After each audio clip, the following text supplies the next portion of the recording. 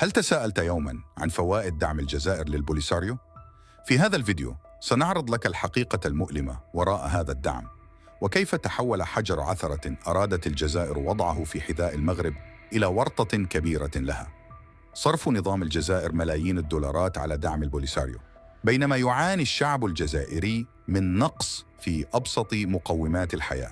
بدلاً من بناء السدود وقنوات الربط المائي، خصصت الجزائر أموالها لشراء المواقف الداعمة للبوليساريو، بينما المغرب واكب التنمية والبناء.